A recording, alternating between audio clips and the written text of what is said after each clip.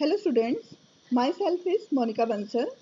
Today we will discuss about the human evolution. कि human कैसे evolve हुआ, किस किस इंसेस्टर को उसने कवर किया और कैसे ह्यूमन बना. ठीक है जी स्टूडेंट्स, ह्यूमन एवोल्यूशन में सबसे पहले हम डिस्कस करेंगे 15 MYA. 15 MYA का क्या मतलब है? 15 मिलियन ईयर एगो, यानी कि 15 मिलियन ईयर एगो पहले कुछ प्राइमेट्स हमें मिले बच्चे. इन प्राइमेट्स के क्या नाम थे? Dryopithecus and Ramapithecus. ये ड्रायोपिथिकस एंड रामापिथिकस एग्जिस्ट करते थे 15 मिलियन ईयर एगो. 15 MYA. बच्चे कैसे दिखते थे? इनके फोसिल से हमने स्टडी करा ये. ठीक है जी. देवर हेयरी, इनकी बॉडी पे हेयर प्रेजेंट थे. They walk like gorillas and chimpanzee.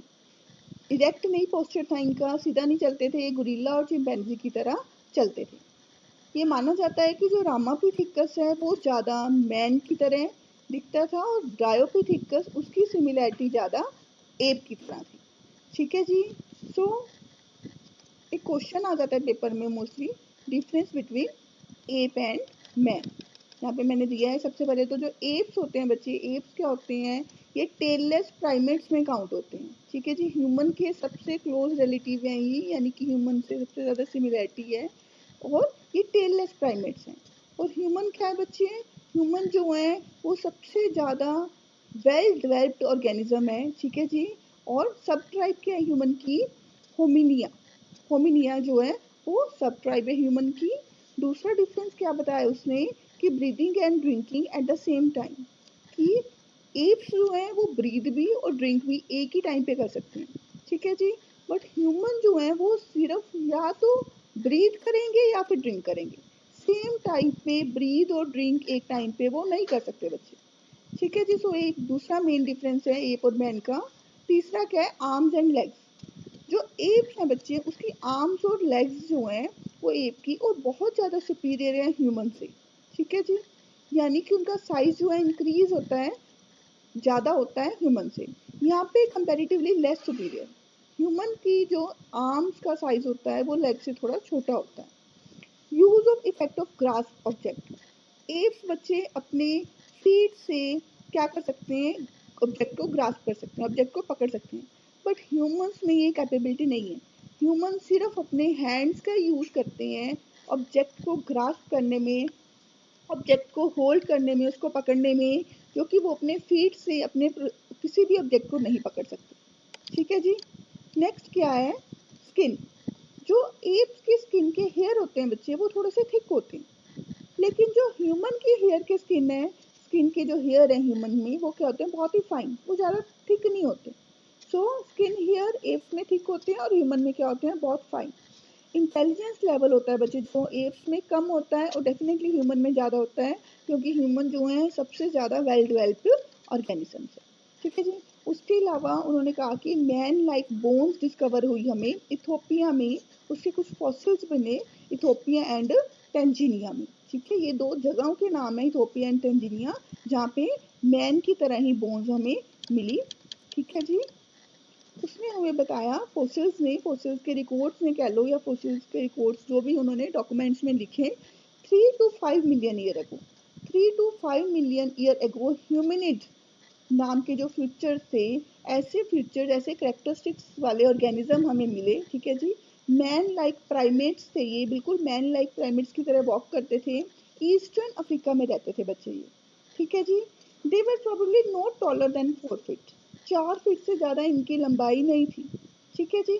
But walk up right, पर ये सीधा चलते थे.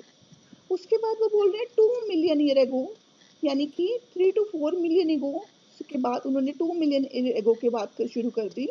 2 मिलियन एगो के क्या होता था? ऑस्ट्रेलियोपिथिकस.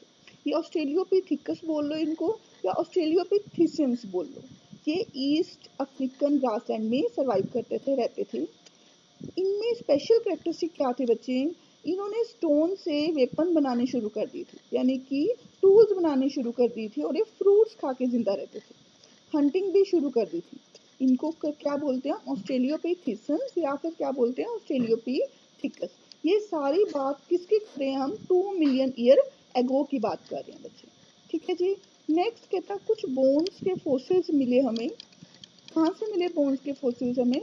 अलग अलग जगह से मिले, डिस्कवर हुए, ठीक है जी। और वो डिफरेंट डिफरेंट तरह के थे, ठीक है जी। ये जो क्रिएचर्स हैं, ये फोसिल्स से हमें पता चला कि ये जो क्रिएचर्स रहते थे पहले इतने मिलियन ईयर अगो, ये सबसे पहले ह्यूमन लाइक ऑर्गेनिज्म के जैसे ही थे, ठीक है जी।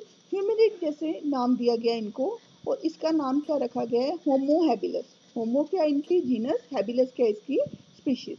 इसकी ब्रेन साइज क्या था, ब्रेन कैपेसिटी क्या थी? 650 टू 800 सीसी। सीसी का क्या मतलब है बच्चे? यहाँ पे क्यूबिक सेंटीमीटर। ये ब्रेन कैपेसिटी है जो क्यूबिक सेंटीमीटर में मेजर की जाती है। सो होमो हैबिलस की बात कर रहे हैं हम, जिनकी ब्रेनियल कैपेसिटी क्या थी? 650 टू 800 सीसी क्यूबिक सेंटीमीटर। इन्होंने अभी मीट खाना शुरू नहीं किया था। They did not eat meat, ये मीट नहीं खाते थे बच्चे, ये भी फ्रूट्स खा के ही जिंदा रहते थे, ठीक है जी। नेक्स्ट कहता, नेक्स्ट फोसिल जो हमें मिला जावा में। जावा एक जगह का नाम है बेटा। जावा में फोसिल डिस्कवर हुए, ठीक है, ह्यूमन का जो नेक्स्ट एंसेस्टर था। और क्या नाम था उसका? होमो इरेक्टस। ये कितने साल पहले की बात कर रहा है? 1.5 मिलियन ईयर एगो पहले की बात कर रहा है ये, ठीक है जी। और कहता जावा में मिले हमें ये। होमो इरेक्टस जो था उसका ब्रेन साइज क्या था? ज़्यादा, 900 सीसी कैपेसिटी तक पहुंच गया था उसका ब्रेन साइज, ठीक है जी। और होमो इरेक्टस मीट खाना शुरू कर दिया था होमो इरेक्टस ने। दे एट मीट, ठीक है जी। उसके बाद नेक्स्ट नीदरलैंड, नेक्स्ट एंसेस्टर कौन सा था ह्यूमन का? नीदरलैंड मैन था। उसका ब्रेन साइज अब और इंक्रीज हो गया। जैसे इरेक्टस का क्या था? 900 सीसी। अब नीदरलैंड मैन का क्या था? 1400 सीसी था उसका ब्रेन साइज, ठीक है जी। और इसके फोसिल्स हमें कहाँ से मिले? ईस्ट और सेंट्रल एशिया की तरफ से हमें, इस एरिया से हमें इनके फोसिल्स मिले। और ये कितने साल पहले की बात कर रहा है? 1 लाख टू 40,000 ईयर पहले की बात कर रहा है, ठीक है जी बच्चे। ये जो नीदरलैंड मैन था, इन्होंने हाइट्स शुरू कर दी थी यूज करनी अपनी बॉडी को प्रोटेक्ट करने के लिए, अपनी बॉडी को कवर करने के लिए, ठीक है जी। ये एनिमल की हाइट्स को यूज करते थे। और अपनी जो, अगर कोई इनमें से मर जाता था, इन्होंने अपनी डेड बॉडीज को बरीड करना भी शुरू कर दिया था, ठीक है जी। तो बहुत सारी जो डेवलपमेंट है अब होनी शुरू हो गई थी धीरे धीरे। नेक्स्ट अफ्रीका से और बहुत सारे कॉन्टिनेंट से हमें क्या मिले? ह्यूमन के अलग अलग तरह के इंसेस्टर मिले बच्चे, डिफरेंट डिफरेंट रेसेस के इंसेस्टर मिले। इट इज़ नॉट पॉसिबल कि मैं सारे के सारे इंसेस्टर जितने भी हमें मिले वो मैं डिस्कस कर सकूँ, ना ही आप लोगों के सिलेबस में है सारे इंसेस्टर। सो जितने इंसेस्टर के बारे में मैंने डिस्कस करा है, जो जो डिस्कस करा है, वो लास्ट में मैं आपको एक समरी के रूप में भी बताऊंगी, बस वो याद कर लेना, that is more than sufficient, ठीक है जी। आइसेज, उसने बोला है कि ड्यूरिंग आइसेज, आइसेज कब हुई थी? 75,000 टू 10,000 ईयर एगो पहले, यानी कि 10,000 साल पहले, अब से 75,000 साल पहले की बात है। मॉडर्न होमोसेपियंस बना था। मॉडर्न होमोसेपियंस को क्या बोलते हैं? मॉडर्न मैन भी बोलते हैं, ठीक है जी। प्री हिस्टोरिक केव आर्ट, कहते हैं इसने केव आर्ट करना शुरू कर दिया था, यानी कि केव पे पेंटिंग करनी शुरू कर दी थी, ठीक है जी। कहता वन सच पेंटिंग जो प्री हिस्टोरिक ह्यूमन की गई थी, हमें मिली, वो कहाँ से मिली हमें? भीमबेटका रॉक शेल्टर से मिली। ये कहाँ पे है? मध्य प्रदेश के रेसन डिस्ट्रिक्ट में ये जो है हमें पेंटिंग मिली, ठीक है जी। उसके बाद बोला उसने कि 10,000 ईयर पहले, 10,000 ईयर पहले ह्यूमन ने, यानी कि जो मॉडर्न होमोसेपियन है, उसने एग्रीकल्चर करना शुरू कर दिया था। और उसने, ह्यूमन ने सेटलमेंट करनी शुरू कर दी थी, यानी कि जहाँ पे उसको रिवर मिलता था, पानी मिलता था, तालाब मिलता था, वहाँ के आसपास ही वो अपने आपको एक कॉलोनी के रूप में, सोसाइटी के रूप में सेटल कर लेता था। और वहाँ पे एग्रीकल्चर करके क्या करता था? अपना सर्वाइवल करना शुरू कर देता था, यानी कि वो भटकता नहीं था। पहले जो जितने भी हमें मिले, चाहे हम होमो इरेक्टस की बात करते हैं, चाहे हम होमो हैबिलिस की बात करते हैं, वो एनिमल्स की तरह एक जगह से दूसरी जगह जाते थे, वो एक जगह सेटल नहीं होते थे। लेकिन अब ये जो मॉडर्न मैन है, इसने रिवर्स के किनारे या कहीं भी जहाँ पे इसको पानी मिलता था, वहाँ पे अपने घर बना, छोटे छोटे से हट्स बना लेता था, घर तो नहीं, हट्स बना लेता था और वहाँ पे सेटल हो जाता था, ठीक है जी। और सेटल होने के बाद, केव बनाने के बाद, वहाँ पे एग्रीकल्चर शुरू कर देता था, यानी कि ये इसने भटकना छोड़ दिया था, ठीक है जी। तो कहता बाकी जो सारी ह्यूमन हिस्ट्री है, धीरे धीरे सिविलाइजेशन है वो क्या होगी? चेंज होती गई, ठीक है। मॉडर्न मैन की सिविलाइजेशन आती गई। अभी मैंने इसमें आपको समरी बताई हुई है बच्चे, इसमें ये वाले एंसेस्टर हैं, बहुत सारे एंसेस्टर हैं, जिसमें मैंने मेन एंसेस्टर्स के बारे में आपको बताया है। सबसे पहले ऑस्ट्रेलियोपिथेकस, जो ऑस्ट्रेलियोपिथेकस है उसकी ब्रेन कैपेसिटी कितनी थी बच्चे? 350 टू 500 सीसी। सीसी का क्या मतलब है यहाँ पे? Cubic centimetre. And they could stand erect, ये इन्होंने खड़े होना, स्ट्रेट खड़े होना सीख लिया था बच्चे। नेक्स्ट एंसेस्टर कौन सा है? होमो हैबिलस। होमो हैबिलस की क्रेनियल कैपेसिटी कितनी थी? 650 टू 800 सीसी। और इन्होंने टूल बनाने सीख लिए थे बच्चे। ये टूल बनाते थे स्टोन से, उन टूल से अपनी प्रोटेक्शन करते थे एनिमल से, ठीक है जी, जो जंगली जानवर हैं उनसे अपनी प्रोटेक्शन करते थे। इस वजह से होमो हैबिलस को कॉमन नेम भी दिया गया है जिसको बोलते हैं हैंडीमैन। नेक्स्ट थर्ड एंसेस्टर कौन सा है? जावा एपमैन।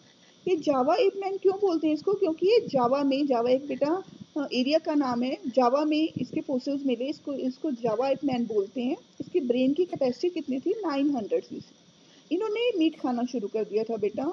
और इनका कॉमन नेम क्या है? होमो इरेक्टस, साइंटिफिक नेम है सॉरी इसका, होमो इरेक्टस। होमो क्या है इसकी जीनस, और इरेक्टस क्या है इसकी स्पीशीज, ठीक है जी। और जावा एपमैन क्या है इसका कॉमन नेम है। नेक्स्ट एंसेस्टर कौन सा था? Packing man. पेकिंग मैन के बच्चे इसकी ब्रेनियल कैपेसिटी कितनी थी? 1000 सीसी। नेक्स्ट कौन सा था? नीदरथल मैन। नीदरथल मैन जो है उसकी क्रेनियल कैपेसिटी कितनी थी? 1400 सीसी थी। और ये पहले एंसेस्टर थे जिन्होंने केव ड्वेलिंग करनी शुरू कर दी थी, यानी कि दे वर केव ड्वेलर। इन्होंने हट्स बना के, केव बना के वहां पे रहना शुरू कर दिया था। Cro Magnon man. Cro Magnon man है, ये कार्निवोरस से डेफिनेटली केव तो बनाते ही बनाते थे, बल्कि इन्होंने केव में पेंटिंग करनी भी शुरू कर दी थी। केव पेंटिंग इन्होंने स्टार्ट कर दी थी बच्चे क्रो मैग्नोन मैन ने। अब आप धीरे धीरे देखो कि इनकी डेवलपमेंट जो है बढ़ती जा रही है। Last modern man. Modern man है जिसको हमने नाम दिया मॉडर्न होमोसेपियंस। मैंने पहले भी बताया आपको। इनकी क्रेनियल कैपेसिटी कितनी थी? 1350, यानी 1350 से लेके 1500 सीसी तक थी। बच्चे इरेक्ट खड़े होते थे, इनका पोस्चर बिल्कुल इरेक्ट था। और इन्होंने एग्रीकल्चर करनी शुरू कर दी थी। एग्रीकल्चर का क्या मतलब है? कि जहाँ पे इनको पानी दिखता था, रिवर दिखती थी, यहाँ पे अपनी कुछ ह्यूमन बींग्स, मॉडर्न मैन इकट्ठे हो जाते थे, केव्स बना लेते थे और एग्रीकल्चर करना शुरू कर देते थे। और उस जगह पे ये सेटल हो जाते थे। इन्होंने जंगल से जंगल भटकना छोड़ दिया था। तो ये सारी हिस्ट्री है बच्चे कि कैसे ह्यूमन ने चेंजेस करी, कैसे उनके एंसेस्टर बने बहुत सारे, ठीक है जी। और धीरे धीरे कैसे मॉडर्न मैन बना। उसके बाद ये मॉडर्न मैन से और अब तक जो मॉडर्न मैन है उसकी जो हिस्ट्री है वो तो डेफिनेटली आपको पता है कि अब तो कितना ज़्यादा जो मॉडर्न मैन है क्या हो गया, वेल डेवलप्ड हो गया है। एग्रीकल्चर के अलावा बहुत कुछ करने लग गया है वो, ठीक है। बिजनेस अब तो आ गए हैं बहुत सारे, इंटरनेट वगैरह आ गई है। तो यहाँ तक है बुक्स में मॉडर्न मैन की स्टडी, और आपके सिलेबस में भी यहीं तक है, ये इंसेस्टर करने हैं आपने, ठीक है जी। इससे ज़्यादा करने की ज़रूरत नहीं है। आप एनसीईआरटी को फॉलो करो बच्चे। एनसीईआरटी में भी यही जो है इंसेस्टर्स दिए हुए हैं। सो आई होप कि आपको ह्यूमन एवोल्यूशन के बारे में काफ़ी कुछ पता लगा होगा।